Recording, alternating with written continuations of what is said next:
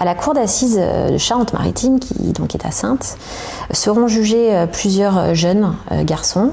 Je défends celui qui est suspecté d'être l'organisateur d'un enlèvement-séquestration de violence en bande organisée qui a donné lieu à la mort d'un jeune homme de 21 ans qui s'appelait et qui est mort de froid dans les marais. Mon client est jeune, il est en récidive et il encourt la perpétuité.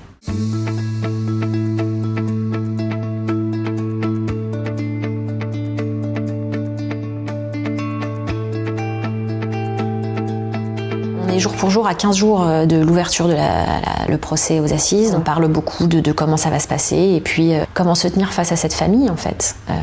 Voilà, comment répondre. Il veut pas non plus trop brusquer, mais il veut dire les choses. Alors, mon rôle sur ce dossier-là, il est particulier puisque mon client a reconnu les faits. Il y a beaucoup de psychologie dans la préparation d'un dossier d'assises où on sait que le client est coupable parce que dire à un gamin de 20 ans que oui, si ça se trouve, vous allez passer les 20 ou les 25 prochaines années en prison, c'est toujours très compliqué. Qu'est-ce que j'ai pensé moralement des faits qui sont reprochés à mon client ?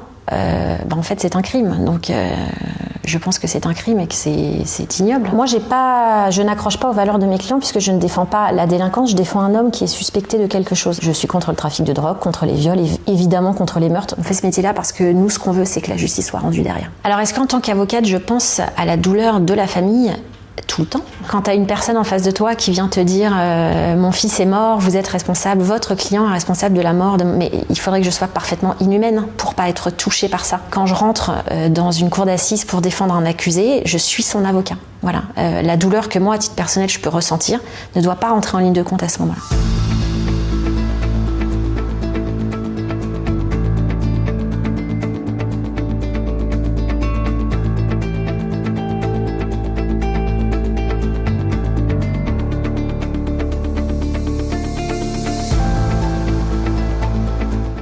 C'est le moment où je vais plaider. J'ai expliqué qui est mon client, qu'est-ce qu'il a vécu, comment il a fait pour se retrouver dans cette histoire, parce qu'il n'en est pas là par hasard et que depuis il a fait un gros travail sur lui-même et que c'est plus le même homme que celui qu'il était le soir des faits. C'est une plaidoirie en fait qu'on prépare dans sa tête depuis le début. Moi, ça fait 2 ans et demi que j'y pense à cette audience. J'ai plein de sentiments, j'ai le cœur serré, j'ai l'estomac noué, je suis angoissée, mais je suis combattante.